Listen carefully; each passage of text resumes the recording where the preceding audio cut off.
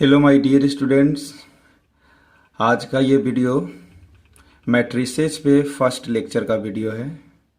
Actually ये chapter 12th moving students के लिए काफ़ी बेनिफिशियल है, जो अभी 12th में पढ़ रहे हैं या जो 12th कर चुके हैं और आईआईटी जेई में अपीयर होने जा रहे हैं सेकेंड टाइम्स। तो उनको भी मैट्रिसेस से काफ़ी सवाल पूछे जाते हैं और मैट्रिसेस बहुत ज़्यादा इम्पोर्टेंट भी है आपके लिए और आपके हायर स्टडी के लिए भी। तो पहले तो हम फंडामेंटल इसका देखेंगे। मैट्रिसेस का बेसिक भी जानना बहुत ज़रूरी है। कई सारे डेफिनेशन और टाइप्स ऑफ मैट्रिक्स जानना ज़रूरी होता है। तो आइए आज का वीडियो शुरू करते हैं बिल्कुल एकदम बेसिक से। सबसे पहले तो हम जानने की कोशिश करेंगे कि मैट्रिक्स मीन्स जिसको हिंदी में आव्यूह कहते हैं। हिंदी में आव्यूह कहते हैं। मैं हिंदी का भी यूज कर रहा हूँ ताकि जो स्टूडेंट्स हिंदी बैकग्राउंड से हैं वो भी इनको भली भांति समझ सकें। ऐसे तो देखिए आपके लिए इंग्लिश ही ज़्यादा बेनिफिशियल होगा, क्योंकि अब आप बच्चे नहीं हो, आपको अपने आप को कन्वर्ट करना चाहिए इंग्लिश मीडियम में। चलिए कोई नहीं, धीरे धीरे सब हो जाएगा। हम अब आज का वीडियो स्टार्ट करते हैं। देखिए क्या है कि मैट्रिसेस, एक्चुअली मैट्रिसेस है क्या, जिसको हिंदी में आव्यूह कहते हैं। ये बहुत सारी चीज़ें, जैसे हमने यहाँ पे नंबर्स या थिंग्स लिखे हैं, एम एन नंबर्स और थिंग्स। इस डेफिनेशन में देखिए हमने यहाँ पे लिखा एम एन। तो इस पे तो हम बाद में आएंगे, पहले इसका रफ ऐसे समझ लेते हैं कि कुछ चीज़ें आपके पास हैं, जैसे कुछ वस्तुएं हो सकते हैं, थिंग्स हो सकते हैं, या फिर तो कुछ मैथमेटिकल नंबर्स हो सकते हैं, या कुछ और भी चीज़ें हो सकती हैं। आप उसको अरेंज करना चाहते हो। आप अपने घर में भी चीज़ों को रखते हो तो अरेंज करके ही रखते हो, ऐसा तो है नहीं कि जहां मन में आया जो रख लिए। तो अगर कुछ चीज़ें आपके पास हैं, सपोज एम एन का मतलब है एम और एन दोनों ही नेचुरल नंबर्स हैं। एम और एन दोनों ही प्राकृत संख्याएं हैं। जैसे एम के जगह 2 ले सकते हैं, एन के जगह 3 ले सकते हैं, मतलब 2 इंटू 3 6, 2 इंटू 3 मतलब 6 थिंग्स आपके पास है, या 3 इंटू 2 भी 6, या 4 इंटू 4 16, ऐसे कुछ भी लिया जा सकता है। इतने सारी चीज़ें आपके पास हैं और आप इसको सजाना चाहते हो, अरेंज करना चाहते हो। तो ये अरेंजमेंट जो आप है वो अगर रेक्टेंगुलर फॉर्म में करते हैं, देखिए हमने यहाँ पे लिखा है कि rectangular arrangement of m n things और नंबर्स यहाँ कर लेते हैं, नंबर्स फॉर्म्स ऑफ मैट्रिक्स। मतलब एम एन चीज़ों का रेक्टेंगुलर, एक आयत, हिंदी में इसको क्या कहते हैं, रेक्टेंगुलर का मतलब आयताकार सजावट। आयताकार एक आयत के जैसा अगर हम एम एन चीज़ों को सजाते हैं, अरेंज करते हैं, तब जो पैटर्न बनता है, पैटर्न बन के उभरता है, और जो लुक, ऐसा कह सकते हैं the patterns looking like a rectangle which is known as matrix. ऐसा उसको बोल सकते हैं कि rectangular arrangement of m n things forms a matrix. एक मैट्रिक्स को फॉर्म करता है, बनाता है, निर्माण करता है। अब इसको ऐसे भी कह सकते हैं कि मैट्रिक्स है क्या, मैट्रिक्स पैटर्न है, एक पैटर्न है टू अरेंज द थिंग्स और नंबर्स इनसाइड द ब्रेसेस। अब मैट्रिक्स मतलब जो नंबर्स या थिंग्स आपके पास है जिसको आप अरेंज कर रहे हो रेक्टेंगुलर फॉर्म में, उस अरेंजमेंट को आप, खास करके इस मैट्रिक्स में हम बात कर रहे हैं कि उस अरेंजमेंट को हम ऐसे मैथमेटिकल, एक इस साइन को यहाँ पे कंसीडर किया गया है, ये बिग ब्रैकेट से या दोनों साइड डबल पैरेलल लाइंस खींचकर, या फिर इस तरीके से भी हम इनक्लोज कर सकते हैं वो थिंग्स को, जैसे हमने नीचे कर रखा है यहाँ पे देखिए। तो ये इनक्लोज करने पर ये जो पैटर्न दिख रहे हैं, जो सजावट दिख रहा है, इसी को हम मैट्रिक्स के नाम से जानते हैं। किस नाम से जानते हैं? मैट्रिक्स के नाम से। अब देखिए इसमें कितने चीजें हैं, 1 2 3 4 5 6 चीज़ों का ये रेक्टेंगुलर अरेंजमेंट है। मतलब 6 चीज़ें आपके पास थी, उनको आप आयताकार रूप में अरेंज कर दिए, सजा दिए। देखिए सजा दिया हमने, पेन को यहाँ रखा, फिर कॉमा लगा के बुक को यहाँ रखा, फिर कॉमा लगा के कैप को यहाँ रखा, मतलब ये कलम है, किताब है, टोपी है, पेंसिल है, वॉच है, शूज है। तो इन सारी चीज़ों को हमने रेक्टेंगुलर फॉर्म में अरेंज कर दिया। तो अब ये जो पैटर्न बनकर तैयार है, ये हमारा एक मैट्रिक्स को रिप्रेजेंट, प्रदर्शित कर रहा है। अब देखिए जैसे हमारे पास नंबर्स हैं, नंबर्स में हमने 6 नंबर्स लिए हैं, 2 3 4 5 6 -1, ये 6 नंबर्स हैं, ठीक है। तो ये 6 नंबर्स को हमने ऐसे, देखिए ये जो ब्रेसेस लगाया है ये ज़्यादा हम इस ब्रेसेस का ही यूज करते हैं। आप चाहो तो बिग ब्रैकेट लगा सकते हो या ये लगा सकते हो, लेकिन ज़्यादा यूज में यही आता है, लोग इसी को ज़्यादा लिखते हैं। फिर बगल में हमने रखा है 4 थिंग्स का, तो 2 ऊपर 2 नीचे रखा है, ठीक है। तो इस तरीके से जो पैटर्न वर्कर आया है इसको हम मैट्रिक्स के नाम से जानते हैं। अब आइए जान लेते हैं कुछ बेसिक पॉइंट। ये जो पहले लाइन में आपको दिख रहा है इसको हम रो के नाम से जानते हैं। क्या बोलते हैं? रो। तो इसको रो फर्स्ट कहते हैं। कौन सा रो है भाई? ये फर्स्ट रो है। देखिए पहला इस तरीके से जो हॉरिजॉन्टल आपको दिख रहा है, ये जो हॉरिजॉन्टल है वो क्या है? फर्स्ट रो है। और इसमें फिर आप देखिए इसको अगर यहाँ से देखें, वर्टिकली देखें तो ये फर्स्ट रो है और ये क्या हो जाएगा आपका? ये सेकेंड रो हो जाएगा। ये क्या हो जाएगा? Second row second. अच्छा, ये वर्टिकली इसको देखिए ऐसे, तो ये जो आपको दिख रहा है इसको कॉलम्स हम लोग बोलते हैं। क्या बोलते हैं? कॉलम।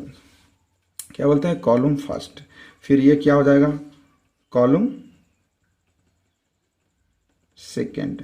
और ये क्या है आपका? Column COLUMN, column third. Hindi में इसको पंक्ति बोला जाता है। रो को पंक्ति बोलते हैं। पंक्ति, पहला पंक्ति और ये दूसरा पंक्ति, द्वितीय पंक्ति बोल सकते हैं। और कॉलम को हिंदी में स्तंभ बोला जाता है। ये पहला स्तंभ है, ये दूसरा स्तंभ है और ये तीसरा स्तंभ है। तृतीय स्तंभ, द्वितीय स्तंभ और प्रथम स्तंभ, ऐसा भी बोल सकते हैं।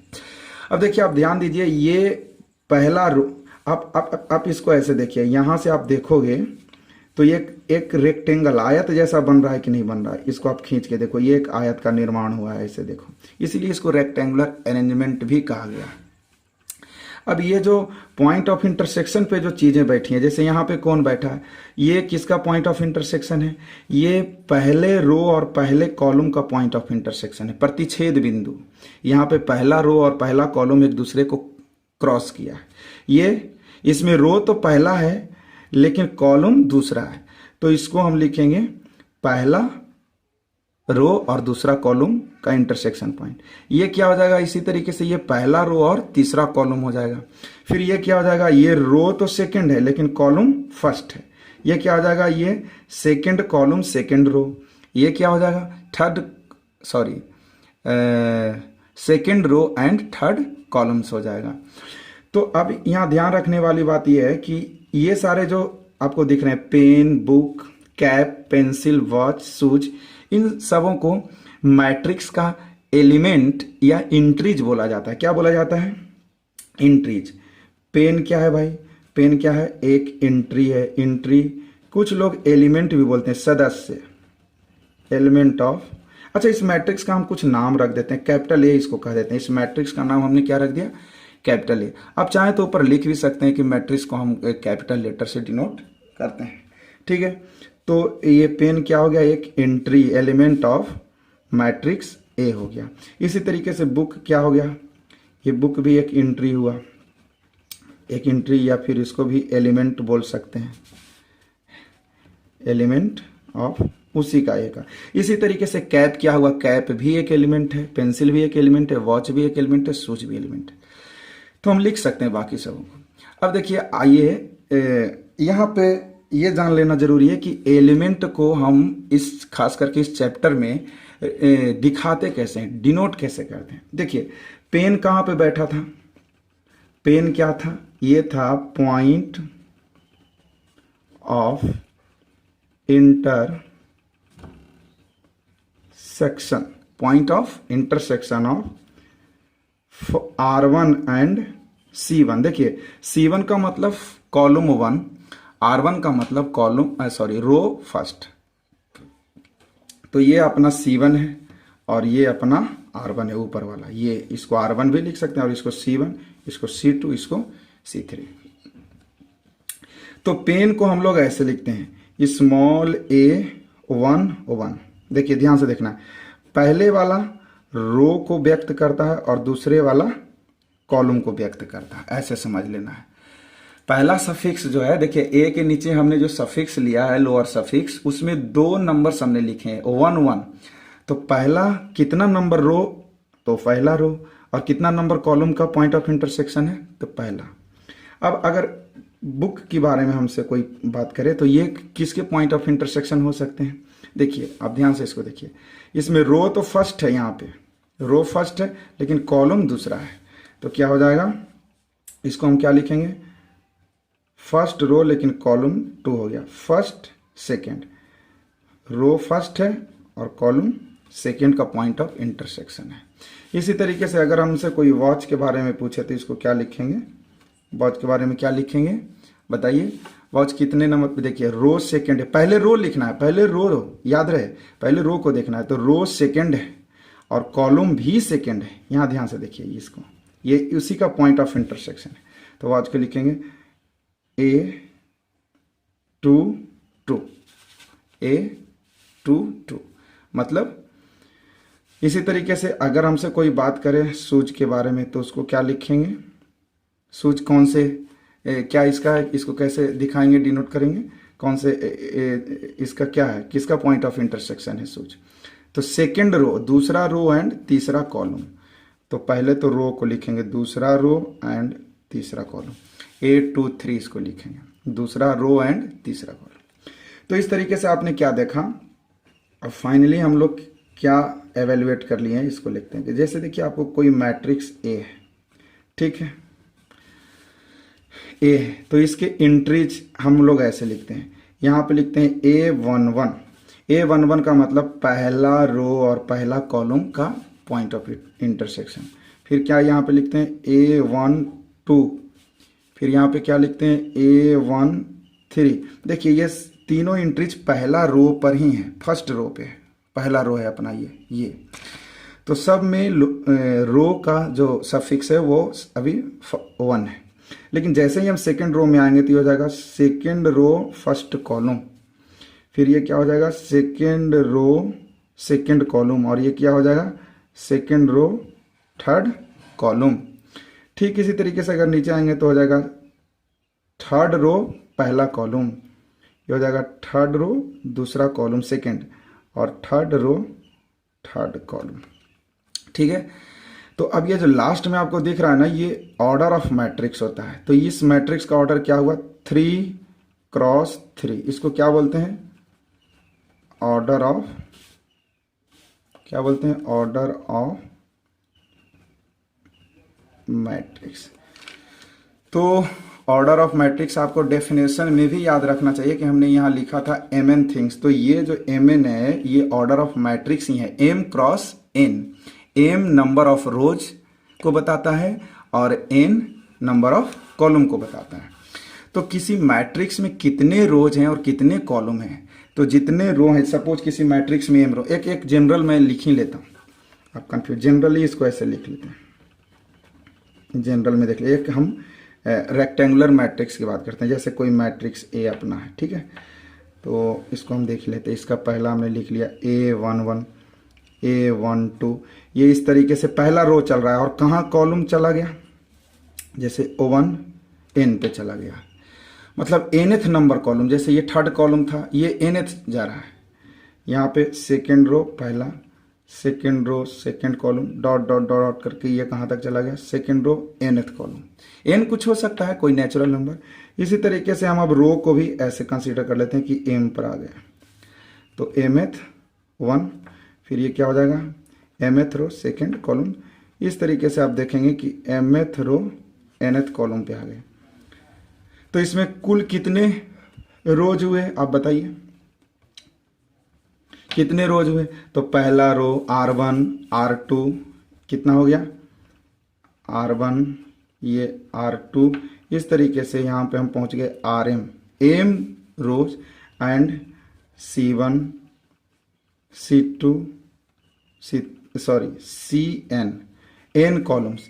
तो इसके ऑर्डर क्या हो गया, ऑर्डर मैट्रिक्स के यहाँ पे हम लोग लिखते हैं, हो गए m क्रॉस n का मैट्रिक्स, ये हो गया कितने ऑर्डर का मैट्रिक्स हो गया m क्रॉस n, मतलब m रो n कॉलम्स। अब m n आपस में अनइक्वल भी हो सकते हैं, इक्वल भी हो सकते हैं, तो वो हम आगे देख लेंगे कि इक्वल होने पे उसको कौन सा मैट्रिक्स कहा जाता है और अनइक्वल होने पे कौन सा मैट्रिक्स कहा जाता है। अभी तो आप पहले इतना समझिए, जैसे हमने ऊपर लिखा है 3x3 का मैट्रिक्स लिखा, देखिए ये आपका m है 3 रो और ये आपका n है, तो 3 रोज एंड 3 कॉलम्स है तो इसको थर्ड ऑर्डर का मैट्रिक्स बोलते हैं। 4 रोज 4 कॉलम है तो फोर्थ ऑर्डर का मैट्रिक्स बोलेंगे, स्क्वायर मैट्रिक्स। लेकिन अगर 3 रोज एंड 2 कॉलम्स है तो इसको 6 ऑर्डर का नहीं, 3x2 आपको बोलना पड़ेगा ऐसे। जैसे सपोज यहाँ पे m की जगह पे एक एग्जांपल के तौर पे 3 और ये 2 है तो ये कितने ऑर्डर का मैट्रिक्स बता रहा है, 3x2 ऑर्डर का मैट्रिक्स। आप इसको लिख लीजिए। और एक एग्जांपल मैं ले ही लेता हूँ। जैसे सपोज कोई मैट्रिक्स कैपिटल ए, ठीक है, इसके एंट्री जैसे हैं 2 3 4 5 0 1/2। अब मैं आपसे पूछ रहा हूँ कि इसका A11 कितना है। A11 का मतलब फर्स्ट रो और फर्स्ट कॉलम पे कौन है, तो ये है, यही A11, तो ये हो गया 2। फिर मैं पूछूं कि A22 कितना है, इस तरीके से सबको लिखा जा सकता है। तो A22 कौन हो गया, दूसरा रो, तो दूसरा रो में आएंगे ये है, और दूसरा कॉलम तो ये है, तो ये दोनों यहाँ पे कट गए, तो ये हो गया 0। अब मैं पूछूं कि A23 दूसरा रो और थर्ड कॉलम, तो दूसरा रो और थर्ड कॉलम में ये कट जाएगा, ये, तो ये हो गया हाफ हो गया। समझ गए। तो इस तरीके से आप इन सबों के बारे में भी लिख सकते हैं। इसको क्या लिखेंगे, थर्ड को, इसको क्या लिखेंगे, पहला रो और दूसरा कॉलम, तो पहला रो और दूसरा कॉलम ऐसे लिख सकते हैं। इसको क्या लिखेंगे, पहला रो और तीसरा कॉलम, तो इसको ऐसे लिख सकते हैं। कुछ भी हो सकता है मैट्रिक्स के अंदर, 1/2, कोई भी रैशनल, रियल, कॉम्प्लेक्स, कुछ भी हो सकता है। तो समझ गए। हाँ, अब क्या है कि अब एक जनरल एंट्रीज हम कैसे लिखते हैं, देखिए नोटेशन आपको याद रखना बहुत ज़रूरी है। नोटेशन अगर मैं कहीं पे ऐसा लिख दूं AIJ, तो AIJ क्या बताता है, एलिमेंट एट, कहाँ पर का एलिमेंट ये बता रहा है, element at the point of intersection of ith row and jth column. आपको ये समझना बहुत ज़रूरी है। ith row and jth column को AIJ से डिनोट करते हैं, उसके पॉइंट ऑफ इंटरसेक्शन पे जो एंट्री जाएंगे। ठीक है, तो ये रो को बता रहा है I और J किसको बता रहा है, कॉलम को। हम जनरली ऐसे भी लिखते हैं, सपोज कैपिटल A एक मैट्रिक्स है और इसको ऐसे लिख देंगे AIJ और यहाँ पे ऑर्डर लगा देंगे। जैसे सपोज 3x2 हमने लगा दिया, तो इसका मीनिंग हुआ कि 3x2 का एक मैट्रिक्स लिखा हुआ है जिसके एलिमेंट्स AIJ द्वारा दिए जा रहे हैं। और तो I कहाँ से कहाँ तक चल सकता है, रो का वैल्यू ये है रो, तो रो 1 से शुरू होके 3 तक चल सकता है। और J कहाँ तक चल सकता है, J ये कॉलम है, ये रो है, तो ये चल सकता है 1 से शुरू होकर 2 तक चल सकता है मैट्रिक्स में। ठीक है। हाँ, अब आइए देखते हैं कुछ टाइप्स, देखते हैं मैट्रिक्स के टाइप्स, मैट्रिक्स के अवयव के प्रकार देखेंगे। तो सबसे पहला तो आता है, उसको कहते हैं हम लोग रेक्टेंगुलर। क्या कहते हैं इसको, रेक्टेंगुलर मैट्रिक्स। इसको हिंदी में क्या कहते हैं, आयताकार, जो आयत के जैसा दिखता है, आयताकार अवयव। क्या कहते हैं, आयताकार अवयव। तो इस टाइप के जो मैट्रिक्स होते हैं उसको कैसे लिखते हैं, देखिए a matrix of which number of rows and number of columns are not equal। अगर इसको नोटेशन में लिखें तो ये रेक्टेंगुलर मैट्रिक्स ऐसा होता है, AIJ M cross N where m not equal to n, मतलब ये दोनों आपस में इक्वल नहीं होंगे और इसका पैटर्न एक आयत जैसा दिखेगा। एग्जाम्पल के तौर पे जैसे मैं कोई मैट्रिक्स कैपिटल X ले रहा हूँ, 2 3 4 0 1 5, तो देखिए इसमें कितने रो हैं, 2 रो हैं, तो यहाँ 2 लिख दिया। क्रॉस कितने कॉलम है, 1 2 3 3, तो ये दोनों आपस में इक्वल तो नहीं है, ये 2 है तो ये 3 है। ऐसा भी हो सकता है ये 3 ये 2 हो सकता है। तो ये हो गया रेक्टेंगुलर मैट्रिक्स। अब अगर बात करें तो नेक्स्ट आता है, देखिए इसमें टाइप्स तो बहुत बनाए जा सकते हैं, हॉरिजॉन्टल मैट्रिक्स, वर्टिकल मैट्रिक्स। जैसे अभी आपके सामने मैंने लिखा ये हॉरिजॉन्टल है, लेकिन वर्टिकल भी एक रेक्टेंगुलर मैट्रिक्स ही होता है। इसको अगर हम ऐसे लिख दें 2 3 4 0 1 5, अब इसको देखो आप, ये कैपिटल Y है, अब ये वर्टिकली दिख रहा है तो रेक्टेंगुलर ही। इसमें कितने रो हो गए, 1 2 3 रो हो गए, और कॉलम्स कितने हो गए, 1 2 तो 3। ये भी दोनों अभी भी अनइक्वल है, इक्वल नहीं है, तो ये भी एक रेक्टेंगुलर मैट्रिक्स है, लेकिन इसको हॉरिजॉन्टल बोलेंगे और इसको वर्टिकल बोलेंगे। खड़ा है, ये स्तंभ टाइप का है और ये क्षैतिज टाइप का है। तो हमें जो मेन चीज जानना उसको जान लेते हैं। जैसे रेक्टेंगुलर मैट्रिक्स हमें जानना जरूरी था। अब दूसरा हमारे पास है, उसको हम लोग बोलते हैं स्क्वायर मैट्रिक्स। ये बड़ा इंपॉर्टेंट है, आपको इसको जानना जरूरी है। स्क्वायर मैट्रिक्स, हिंदी में इसको बोलते हैं वर्ग आव्यूह। क्या बोलते हैं, वर्ग आव्यूह। तो हम शॉर्ट में इसका डेफिनेशन लिख रहे हैं। देखिए अ मैट्रिक्स, अब ऊपर के जैसा नहीं, अ मैट्रिक्स ए, और इसके एंट्रीज हैं AIJ, और ये हो गया n क्रॉस n। देखिए अभी हमने क्या लिखा, यहाँ m की जगह भी n, यहाँ भी n, ये दोनों इक्वल है। Is defined as square matrix. अब चाहे तो इसको ऐसे लिख सकते हैं कि एक ऐसा अव्यूह, ऐसा मैट्रिक्स जिसमें नंबर ऑफ रोज और नंबर ऑफ कॉलम दोनों इक्वल होते हैं। जितने उसमें रोज हैं उतना ही कॉलम होना चाहिए, तो वो स्क्वायर है, स्क्वायर टाइप का दिखना चाहिए। एग्जाम्पल, जैसे मैं कोई कैपिटल A मैट्रिक्स ले रहा हूँ, इसके एलिमेंट्स लिए हमने A B C D। अब देखो इसमें कितने रोज हैं, तो पहला रो, दूसरा रो, R1 R2, पहला कॉलम दूसरा कॉलम, तो ये 2 रोज और 2 कॉलम का है, तो 2 क्रॉस 2, तो ये दोनों इक्वल हो गए। देखिए ये और ये आपस में इक्वल है, तो ये और ये आपस में इक्वल है का मतलब हुआ कि ये स्क्वायर मैट्रिक्स है, और स्क्वायर टाइप का दिख भी रहा है। जितना लेंथ उतना ब्रेथ, लंबाई और चौड़ाई आपस में इक्वल होंगे अगर इसको देखेंगे।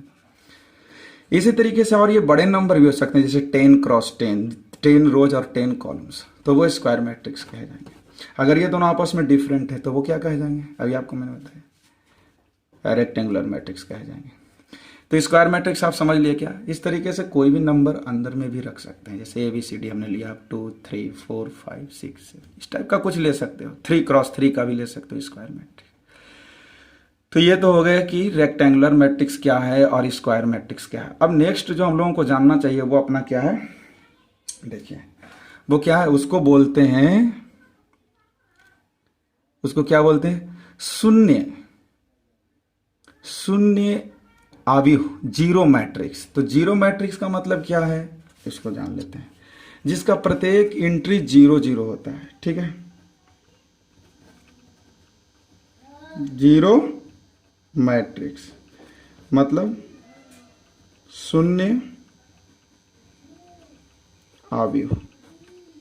अब matrix AIJ M cross n, देखिए ये मैट्रिक्स हमने रेक्टेंगुलर और स्क्वायर की बात नहीं किया, सिर्फ ये बात क्या है कि जीरो मैट्रिक्स क्या है। तो ये मान लीजिए AIJ M क्रॉस n का कोई मैट्रिक्स है, इज कॉल्ड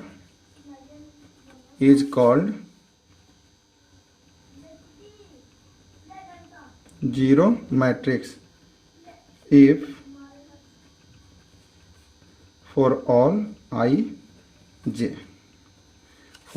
एंड J, मतलब प्रत्येक एंट्री 0 0 होना चाहिए, उसको शून्य आव्यूह कहते हैं। ऐसा लिख सकते हैं कि एक ऐसा आव्यूह जिसका प्रत्येक एलिमेंट शून्य है, 0 है। एग्जाम्पल के तौर पे जैसे कोई मैट्रिक्स हमने लिया 0 0 0 0 0 0, तो एक शून्य आव्यूह है, जीरो मैट्रिक्स है। ये रेक्टेंगुलर भी हो सकता है, स्क्वायर भी हो सकता है। ठीक है, जीरो मैट्रिक्स समझ लिए। हाँ ठीक। अब हम बात कर लेते हैं जीरो मैट्रिक्स के बाद अपना, इसको बोलते हैं, ये बड़ा ही इंपॉर्टेंट है, इसको ध्यान से देखना है, बहुत जरूरी है। Identity matrix, identity matrix. कौन सा matrix? Identity, identity,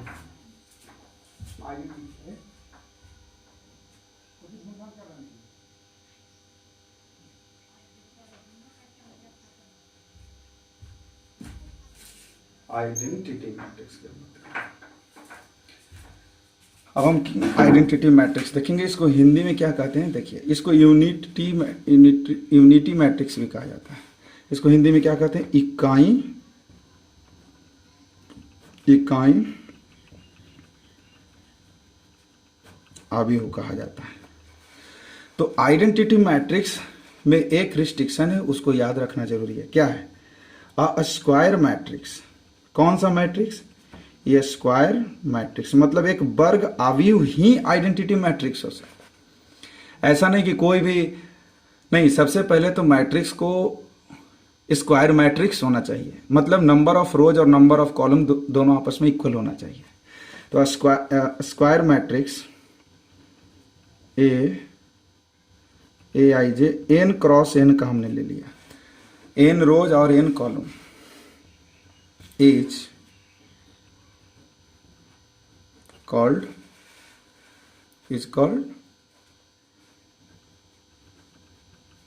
identity matrix if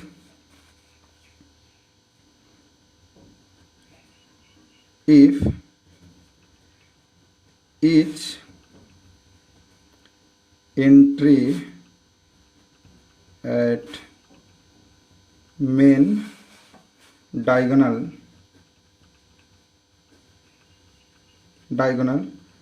is equal to 1 and all other entries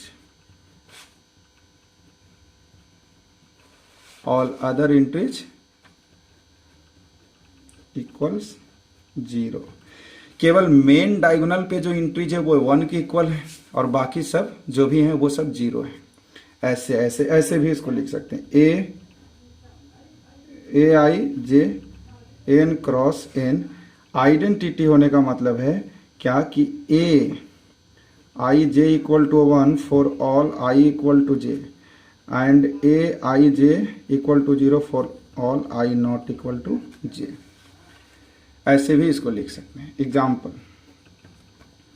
कोई मैट्रिक्स हमने लिया, तो सबसे पहले तो इस मैट्रिक्स को स्क्वायर मैट्रिक्स होना पड़ेगा। तो हमने यहाँ पे ले लिया 3 क्रॉस 3 का, 3 रोज और 3 कॉलम। तो मेन डायगोनल, सबसे पहले मैं बता दूं, ये यहाँ जो इंट्रीज होते हैं इसको मेन डायगोनल इंट्रीज कहा जाता है, और ये जो आपको दिख रहे हैं ये ऑफ डायगोनल के इंट्रीज होते हैं। क्या होते हैं? Of diagonal. ये तो वहां से क्लियर है, आपने जब रेक्टेंगल पढ़ा होगा तो इसको क्या बोलते हैं? मेन डायगोनल या प्रिंसिपल डायगोनल भी बोला जाता है। डायगोनल जैसे हमने एक लिया यहाँ पे, और हमने लिया 1 0 0 0 1 0 0 0 1। आप इसको ध्यान से देखो, ये 3 क्रॉस 3 का मैट्रिक्स है। अब इसके मेन डायगोनल ये तो इस पे देखिए 1 1 1, ये एंट्री जो 1 1 है, और इनको छोड़ के बाकी जितने एंट्रीज हैं, जैसे ये हो गया, ये हो गया, ये हो गया, ये हो गया, ये हो गया, ये सभी कैसा है? 0 है। तो ये एक आइडेंटिटी मैट्रिक्स है। ध्यान रहे, आइडेंटिटी मैट्रिक्स को कैपिटल आई से डिनोट किया जाता है यहाँ पे मैट्रिक्स में, कैपिटल आई से। अच्छा, जितने ऑर्डर का मैट्रिक्स है, जैसे ये 3 क्रॉस 3 का है, तो आप इसको यहाँ I3 से भी डिनोट कर सकते हैं इसको। दूसरा I2 की हम बात कर रहे हैं, 2 क्रॉस 2 का आइडेंटिटी मैट्रिक्स। ये कैसा दिखेगा? आप इसको देखिए, 2 क्रॉस 2, तो 1 0 पहला रो, और ये 2 रो और 2 कॉलम है। अब देखिए, ये मेन डायगोनल का एलिमेंट है, ये ऑफ डायगोनल का एलिमेंट है। ये मेन डायगोनल है ये, तो यहाँ पे 1 1 दिखना चाहिए, और इसके अलावा जो भी एंट्रीज हैं वो सब 0 दिखना चाहिए। इसी तरीके से अगर थोड़ी देर के लिए हम I4 की बात कर लें, 4 ऑर्डर का तो ऐसा हो जाएगा 1 0 0 0 0 1 0 0 0 0 1 0 0 0 0 1। ये 4 क्रॉस 4 का है। देखिए 4 रो, पहला, दूसरा, तीसरा, चौथा। अब ये फर्स्ट, सेकंड, थर्ड, फोर्थ, 4 रो 4 कॉलम। एक ऐसा आपके पास स्क्वायर मैट्रिक्स है जिसके मेन डायगोनल का एलिमेंट्स, ये मेन डायगोनल है, ये जो ऐसे दिख रहे हैं आपको, ये मेन डायगोनल है। इसमें वो 1 है और बाकी सब 0 0 है ऑफ डायगोनल और जो भी एलिमेंट्स है। तो ये आइडेंटिटी मैट्रिक्स समझ गए। अब हम एक और देख लेते हैं, फिर इस यहीं पे वीडियो रोकेंगे। वो होता है स्केलर मैट्रिक्स। कौन सा मैट्रिक्स? Scalar matrix. इसको क्या बोलते हैं? अदिश, अदिश आव्यूह बोला जाता है, अदिश आव्यूह। स्केलर मैट्रिक्स क्या होता है? देखिए matrix, a matrix Aij n cross n is scalar matrix if and only A is some scalar lambda into I के फॉर्म। जहां I क्या है? I क्या है? Identity matrix, identity matrix. इसको ऐसे भी लिख सकते हैं कि मेन डायगोनल पर का जो एलिमेंट है वो कोई एक, जैसे 1 1 है, 5 5 हो सकता है, बाकी सब 0 होना चाहिए। ऐसे एग्जांपल के तौर पे देखते हैं। जैसे हम एक I2 की बात करते हैं, हमने I2 ले लिया, वो 1 0 0 1, ठीक है। अब इसको आप किसी स्केलर से इंटू कर दो, जैसे 3 से हमने इंटू कर दिया, 3I2, तो 3 से इंटू करेंगे तो 3 मैट्रिक्स में इंटू हो जाएगा। अब ध्यान रखना, जब कोई स्केलर मैट्रिक्स में इंटू होता है तो ये अंदर जाएगा, अंदर प्रत्येक इंट्रीज में इंटू होगा, सब में 3 इंटू होगा, तो ये 3 हो जाएगा, ये 0 हो जाएगा, 3 0 में इंटू होगा 0 और ये 3 हो जाएगा। अब जो ये मैट्रिक्स आपको दिख रहे हैं, इसके मेन डायगोनल पे देखिए सेम इंट्रीज है, ये सेम इंट्रीज है, 3 3। इसी तरीके से और भी अगर ज़्यादा ऑर्डर का होगा तो रहना चाहिए। तो ये जो मैट्रिक्स बना, इसको हम बोलते हैं स्केलर मैट्रिक्स। कैसा मैट्रिक्स बोलते हैं? Scalar matrix. कौन सा मैट्रिक्स? Scalar matrix. इसी तरीके से आप देख सकते हैं, मैं 3 क्रॉस 3 के अगर एक स्केलर मैट्रिक्स लूँ तो ऐसा हम ले सकते हैं। देखिए ऐसे हम लोग कर सकते हैं, जैसे 5 0 0 0 5 0 0 0 5, ये 0 0 5। तो ये कैसा, यहाँ पे इसको ऐसे लिख सकते हैं, 5 इंटू आई 3 है ये, मतलब इसमें से 5 बाहर निकालेंगे तो क्या दिखेगा? 1 1 1 दिखेगा और यहाँ 0 0 0 रहेंगे। तो 5 इंटू आई 3 है, तो ये भी एक 3 क्रॉस 3 का स्केलर मैट्रिक्स है। ये कैसा मैट्रिक्स है? 3 क्रॉस 3 का स्केलर मैट्रिक्स। इसको भी आप लिख ही लीजिए, ये भी स्केलर मैट्रिक्स है, स्केलर मैट्रिक्स। नहीं समझ में आया? तो ये स्केलर मैट्रिक्स को ऐसे भी समझ सकते हैं कि स्केलर मैट्रिक्स का जो मेन डायगोनल होता है, ये जो मेन डायगोनल होता है वो कोई एक ही इंट्रीज होता है, कुछ भी हो सकता है। लेकिन आइडेंटिटी मैट्रिक्स में क्या था कि मेन डायगोनल का इंट्रीज O1 ही होना चाहिए, O1 के अलावा कुछ भी नहीं हो सकता। लेकिन स्केलर मैट्रिक्स में O1 के अलावा कुछ भी सेम इंट्रीज, जैसे 7 7 हो सकता है, 9 9 9 हो सकता है, O1/2 O1/2 O1/2 same entries हो सकता है, तो वो स्केलर मैट्रिक्स है। तो आज की इस वीडियो में समझता हूँ कि ये बेसिक डेफिनेशन ही जानकर इस वीडियो को रोकना चाहिए, क्योंकि ज़्यादा अगर वीडियो लंबा खींचा तो आप तो देखोगे नहीं, मुझे पता है। तो आज की इस वीडियो के लिए इतना ही। अब इसको हम नेक्स्ट वीडियो में एक्सटेंड करेंगे, जहाँ तक हमने यहाँ बताया इसमें किया है, इसको आगे अभी और भी कुछ इंपॉर्टेंट डेफिनेशन जानना है। फिर हम मैट्रिक्स से संबंधित सवाल सॉल्व करेंगे, और इसमें IIT JEE में बहुत सारे क्वेश्चंस, इंपॉर्टेंट क्वेश्चन पूछे जाते हैं, मेंस और एडवांस दोनों में। इसलिए इस चैप्टर को सीखना बहुत ज़रूरी है और बहुत ठीक से सीखना ज़रूरी है। डेफिनेशन का नॉलेज होना बहुत ज़रूरी है। मतलब मैं बार बार कहता हूँ, फंडामेंटली आपको साउंड होना बहुत ज़रूरी है, बस यही मान लो। मूल चीज़ें, अगर मूलभूत जो चीज़ें होती हैं उसकी जानकारी है तो आप बहुत कम समस्याओं का सामना करने का मौका मिलेगा। ठीक है, आज की इस वीडियो में इतना ही। Thank you.